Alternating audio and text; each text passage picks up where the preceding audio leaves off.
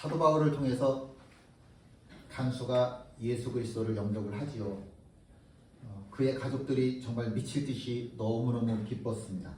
근데 날이 새니까 간수의 마음이 좀 복잡해지기 시작을 했습니다. 자기의 좀 특권을 이용을 해서, 간수라고 하는 이름의 특권을 이용해서 사도 바울을 집에 모셔서 상처를 씻겨드리고 밥을 해드리고 이런 것까지는 다 할 수 있었어요. 세례받는 것까지, 이것까지는 다 할 수 있었어요. 근데 날이 샜으니까 사도 바울의 거처를 정해야 되는 거예요. 사도 바울 보고 얼른 이참에 도망가시지요, 이렇게 얘기할 수도 있는 거예요. 그러면 사도 바울이 그래 고마워, 나 그럼 그냥 감옥에서 나갈게, 그리고 가버리면 간수는 어떻게 된다고요? 사형당한다고요. 사도 바울을 대신해서 죽어야만 하는 거예요. 그렇다고 이 간수 입장에서 사도 바울에게, 이 사도 바울이 생명의 은인 아닙니까? 나에게 세례를 베풀어준 영적인 아버지잖아요. 그런 사람에게 감옥으로 돌아가시죠. 또 이렇게 얘기하기도 곤란한 거예요. 간수의 입장이 참 곤란한데, 근데 사도 바울이 이 간수의 마음을 헤아리는 거죠. 내가 감옥으로 갈게. 그 자진해서 스스로 감옥으로 되돌아가는 겁니다.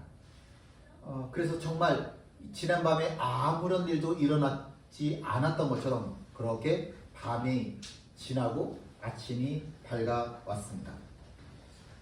날이 새매 상관들이 부하를 보내어 이 사람을 놓으라 하매 그랬는데, 여기서 상관은 로마 시대의 집정관들, 그 빌립보라고 하는 도시를 다스리던 군대의 한 지휘가 되겠죠. 집정관들입니다. 이 집정관들이 부하를 보내서 이제는 사도 바울 감옥에서 석방시켜라 라고 이야기를 하는 겁니다. 우리 성경에는 없는데 여기서 그 부하라고 하는 말에 부하 앞에 정관사가 붙어 있어요. 그러니까 그 부하, 이렇게 되는 거죠. 그럼 그 부하가 누구냐면 바로 그 부하라고 하는 이야기를 지금 이야기하고 싶은 거예요. 간수.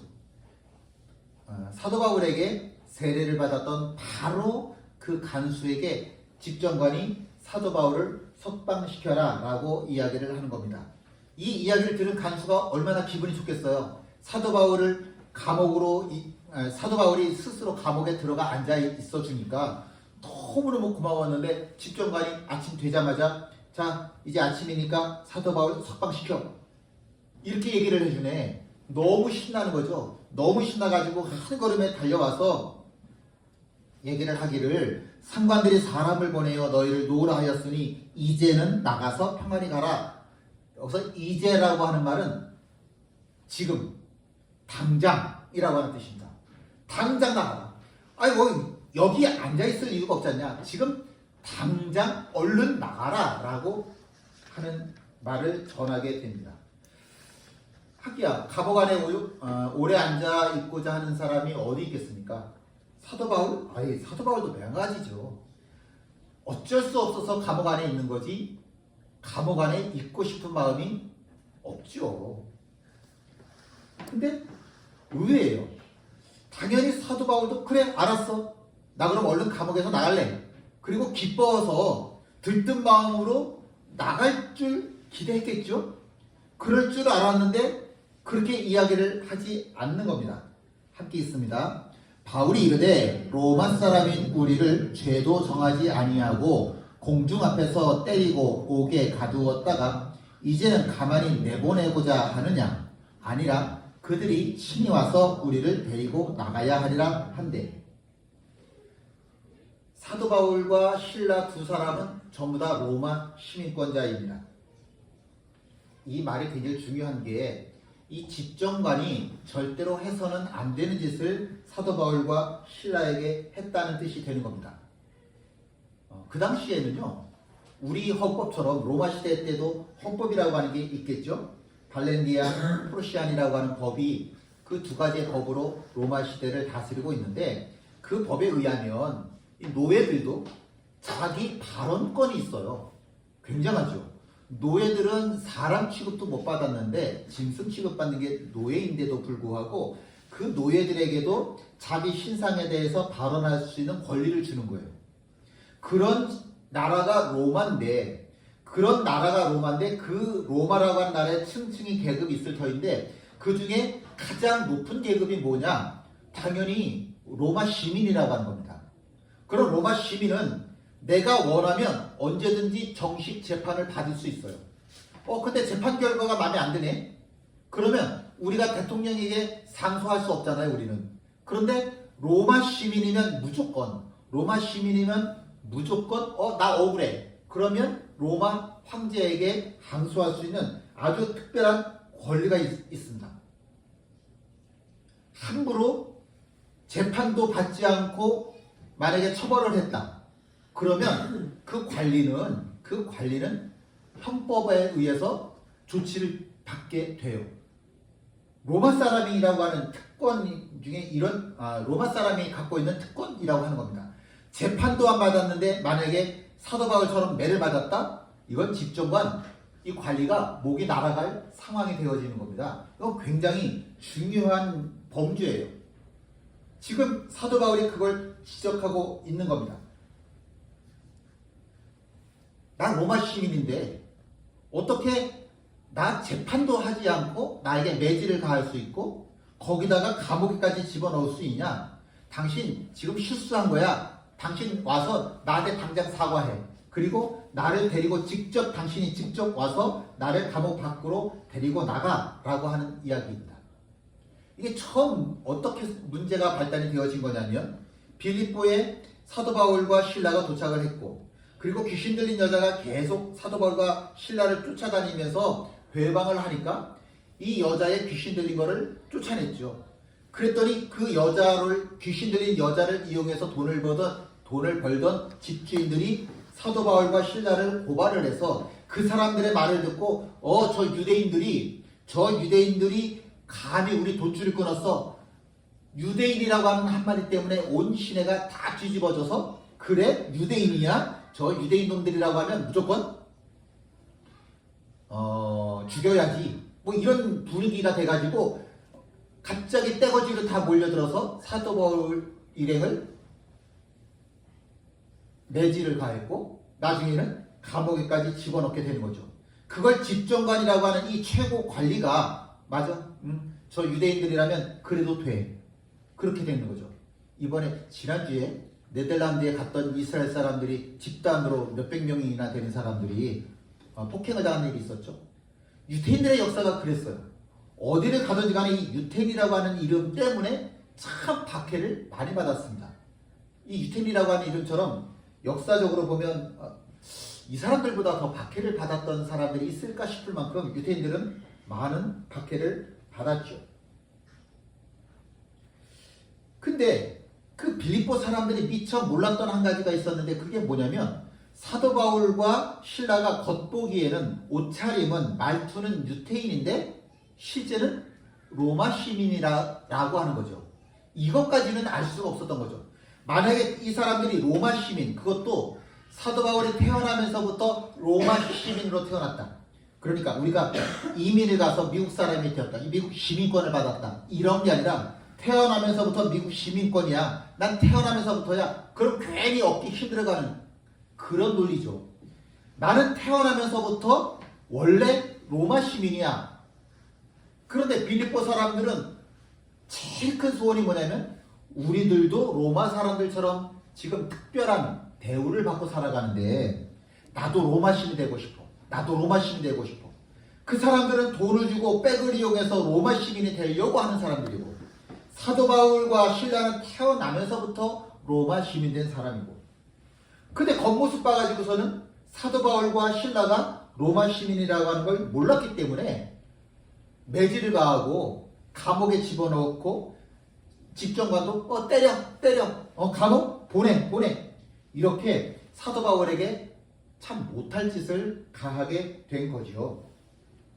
상황을 안 이 집정관이 감옥 안으로 쫓아내려왔어요. 이게 사실 쉬운 일이 아니었겠죠. 어떻게 최고 관리인 집정관이 직접 감옥까지 내려가겠습니까? 근데 지금 상황이 어쩔 수가 없는 거예요.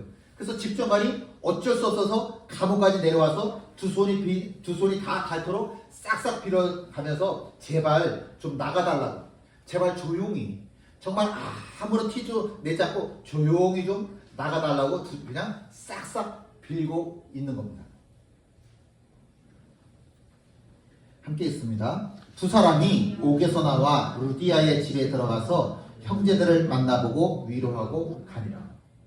사도 바울은 참 희한해요. 더 이상 아무런 문제도 삼지를 않더라고요. 뒤끝이 없더라고요.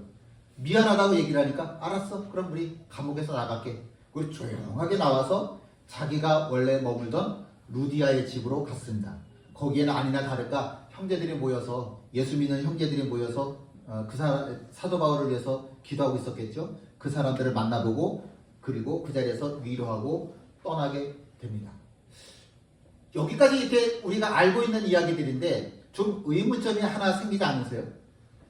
아예 사도 바울이 빌립보 사람들에게 폭행을 당하는 그 순간서부터 나 로마 시민이야 한마디만 했으면 그러면 폭행도 없었을 것이고 관리한테 끌려가서 매질당하는 일도 없었을 것이고 감옥에 갇히는 일도 없었을 겁니다. 근데 사도 바울이 자기가 로마 시민이라고 하는 이야기를 안 하는 거예요. 아무런 이야기도 안 했기 때문에 매질도 폭행도 당했고 태형 매질도 당했고 감옥에도 들어가게 된 겁니다. 이상하잖아요. 나에게는 이 모든 고난, 박해를 피할 수 있는 권리, 특권을 가지고 있는데 내가 로마 시민이라고 하는 특권을 가지고 있는데 왜 처음부터 로마 시민이라고 하는 이 특권, 이 신분을 밝히지를 않았을까? 바울이 처음 전도 여행 갔었을 때 이고니온이라고 하는 곳에 갔을 때 얼마나 박해를 많이 당합니까? 루스드라에서는 박해를 받다 나중에는 돌을 맞아가지고 시체가 된 줄 알고 사람들이 갖다 버리는 거진 죽게 된 일도 있었고 또 다른 곳에 가서도 매한가지였었죠. 그렇게 어디를 가든지 간에 사도 바울이 폭행을 당하는 일들이 있었거든요. 그때도 사도 바울이 관리에게 나 로마 시민이야 한마디만 했으면 로마 군사들이 사도 바울을 그런 박해가 받지 않도록 보호를 해줬을 거예요. 근데 한 번도 지금까지 단 한 번도 지금까지 내가 로마 시민이야 그러니까 나는 특별 대우를 받아야 돼 라고 하는 이야기를 사도 바울이 안 했어요. 그렇다고 한다면 뭔가 이유가 있지 않을까요? 왜 내가 주장할 수 있는 권리가 있는데도 불구하고 아무런 이야기도 하지 않고 그 모든 매질을 박해를 다 받았을까? 그 사도 바울이 이야기한 것에서 우리가 대답을 찾을 수 있습니다. 함께 있습니다. 또한 모든 것을 해로 여김은 내 주 그리스도 예수를 아는 지식이 가장 고상하기 때문이라. 내가 그를 위하여 모든 것을 잃어버리고 배설물로 여김은 그리스도를 얻고. 사도 바울이 생각할 때요, 로마 시민권은 자기에게 배설물 같아요. 나 하늘나라 시민인데 나 이게 더 중요해. 난 이 땅에서 로마 시민이기 때문에 대우받는 특권? 난 얼마든지 포기할 수 있어. 나한테는 로마 시민권? 이거 배설물과 똑같아. 그렇게 얘기를 하는 거죠. 만약에 미국 사람이 어디서 공격을 당했다. 근데 미국에서 갖고 있는 그 시민관이라고 해야 될까요? 그런 건 이런 거죠. 미국 사람이 만약에 한 명이 공격을 당하면 미국 사람은 미국 전체가 공격을 당했다고 느끼고 반드시 보복을 합니다. 그게 미국 사람들이 가지고 있는 그 우월성이라고 하는 거죠. 자기네들이 가지고 있는 우월성. 근데 우리나라는 뭐 그 정도까지는 아니지만 미국 사람들은 그렇죠. 우리가 세계 최강대국인데 우리 국민을 지키지 못하면 국가로서 할 일을 못하는 거다. 그래서 미국 사람 한 사람이 어느 나라 가서 박해를 당했다. 그러면 미국 전체가 일어나서 그 나라를 공격을 하죠. 그게 미국이 갖고 있는 힘이라고 하는 거죠. 로마 시민권? 그래요. 그 로마 시민권이라고 하는 이것만 있으면 세상 어디 가서도 나 로마 시민이야 그러면 대우를 받을 수 있는 그런 권리인데 사도 바울은 이것을 가리켜서 뭐라고 얘기를 하냐면 이거 나에게 다 배설물이야. 아니 앞으로도요 선교하면서 나 로마 시민인데 내가 복음을 전할 거야. 이러면 로마 군사들이 사도 바울을 보호해 줄 거예요. 근데 앞으로도 사도 바울이 선교 여행을 하는 동안 딱 한 번을 빼고는 절대로 이 로마 시민이라고 하는 이야기를 안 해요. 이상하잖아요. 나에게 정말 특권이 있는데 왜 이 얘기를 하지를 않을까? 사도 바울이 지금 빌립보에서 복음을 전하죠. 글씨가 흐려서 잘 안 나오나요? 제가 보고 있는 여기서도 잘 안 나오네.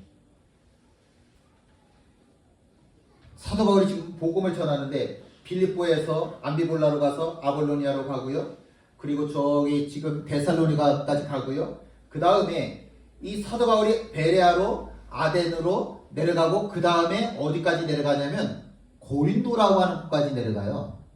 이렇게 보면 사도 바울이 지금 고린도라고 하는 곳으로 해안을 따라서 제일 빠른 곳으로 지금 내려가고 있는 이 길 여정이 좀 보이십니까?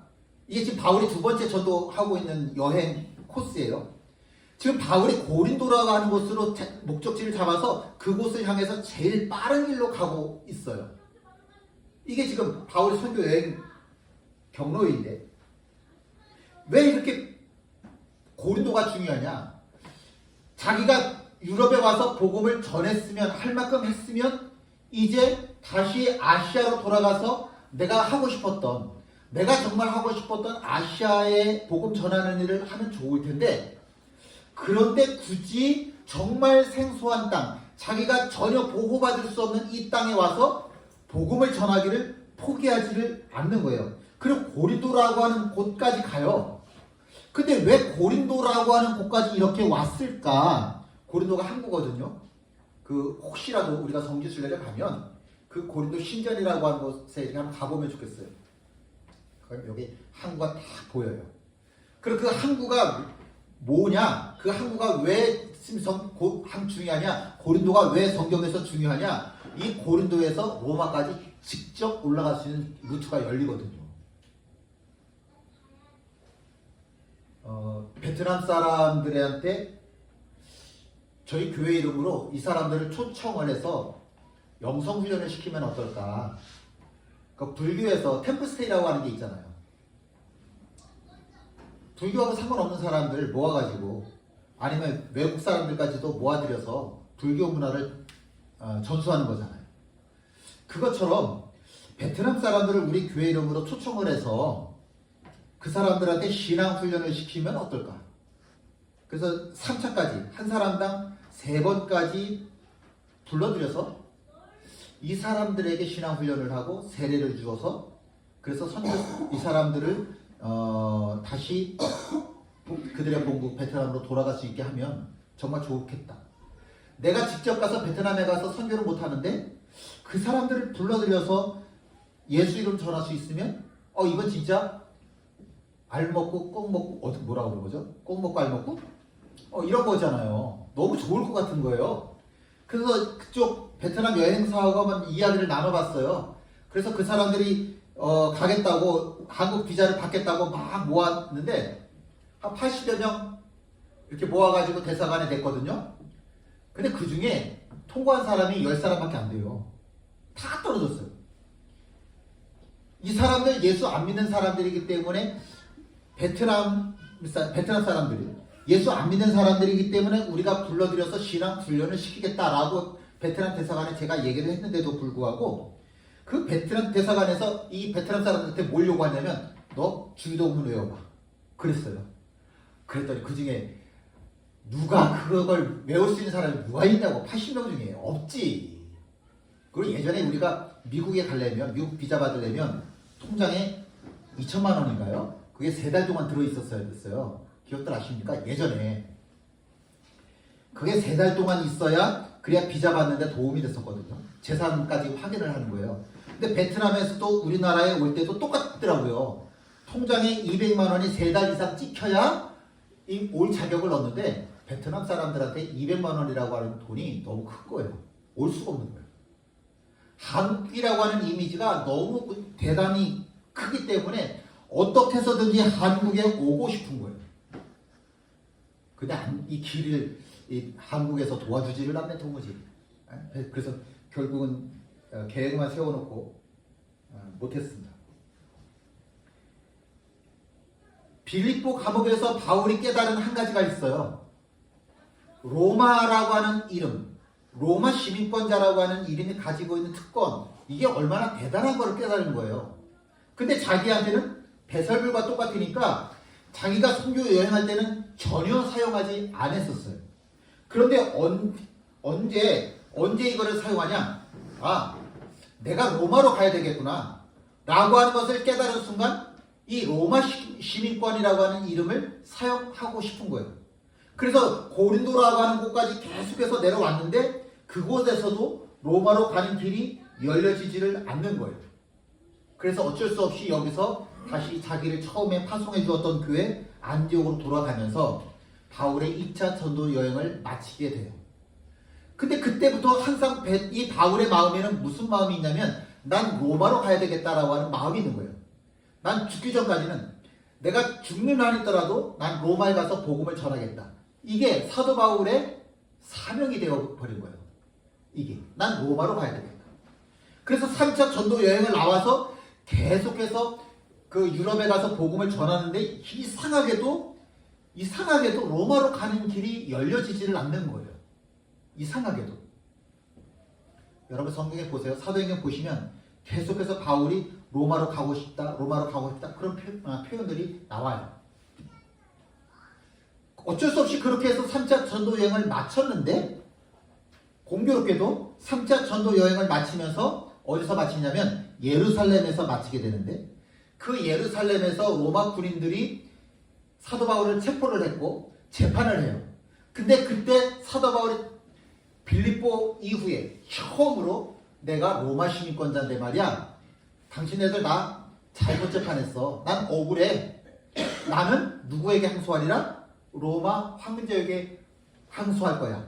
그래서 그토록 자기가 원했는데도 한 번도 뚫리지 않았던 로마로 가는 길이 죄수의 신분으로 로마 군인들이 동반을 해서 로마까지 가게 되는 거죠. 이때 딱 한 번만 더 내가 로마 시민권자다라고 하는 것을 이야기하는 특권을 사용하게 되죠. 세상에서 말하는 특권인 거죠. 그걸 사용하게 됩니다. 그래서 로마가 복음화가 되는 거예요. 보면 사도 바울의 일생의 목표라고 하는 게 너무 분명해요. 나에게 주신 하나님의 꿈, 나에게 주신 하나님의 비전, 난 이것을 위해 살 거야 라고 하는 정말 비전이라고 하는 게 분명한 사람, 비전의 사람이라고 하잖아요. 절대로 포기할 수 없는, 내가 죽는 한이 있더라도 절대로 포기할 수 없는 이것, 나는 그것이 나에게는 로마로 가서 복음을 전하는 거야. 850대 1 누구 얘기입니까? 불의 선지자 엘리야의 이야기입니다.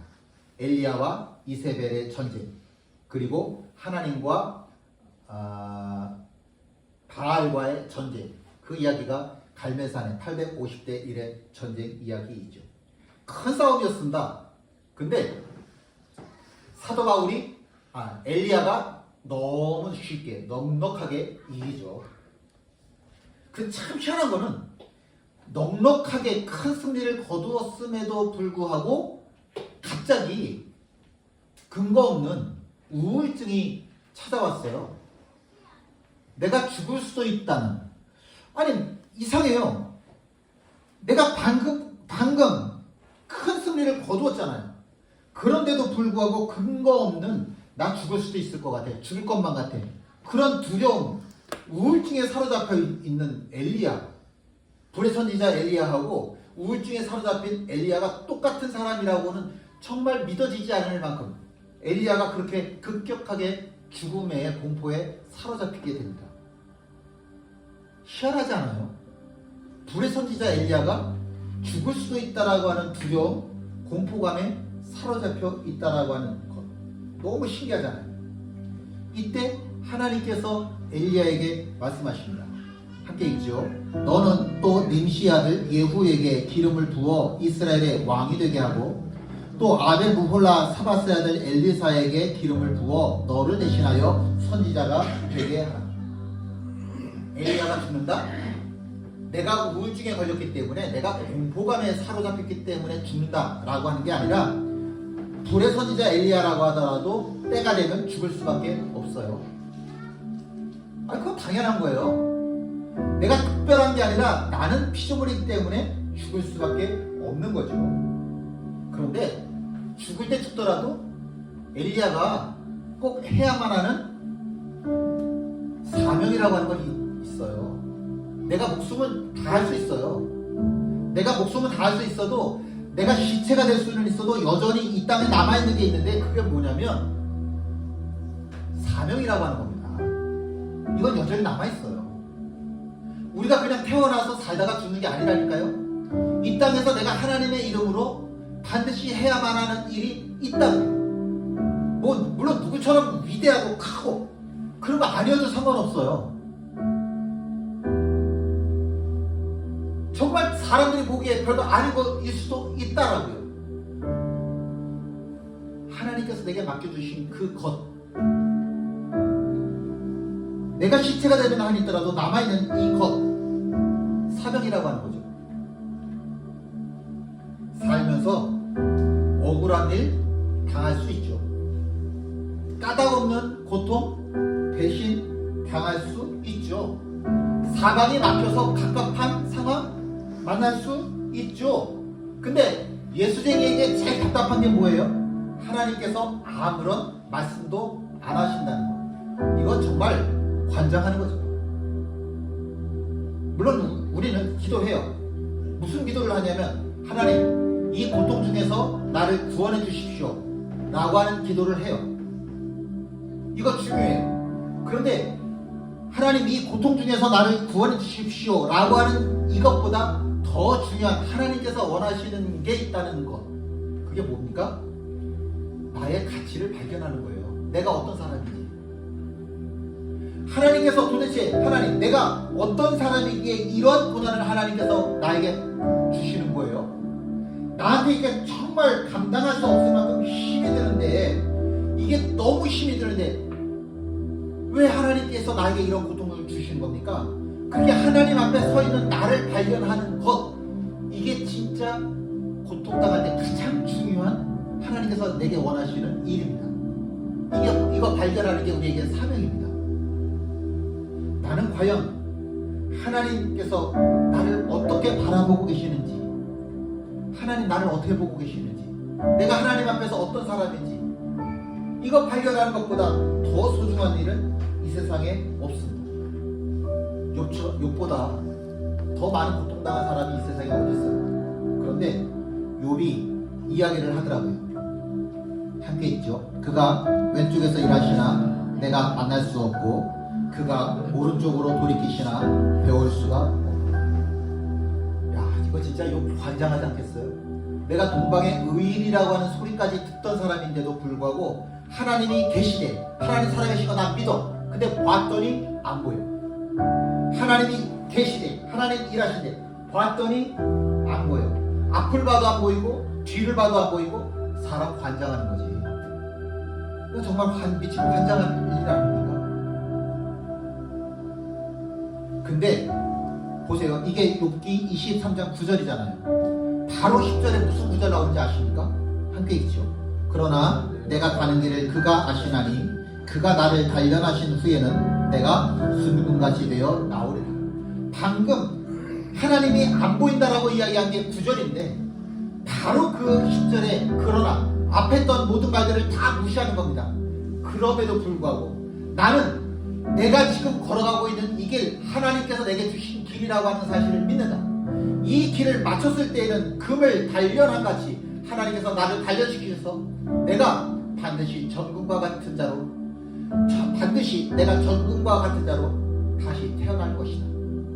이것이 욥의 믿음입니다. 이것이 사명입니다. 함께 나는 찬양하십니다.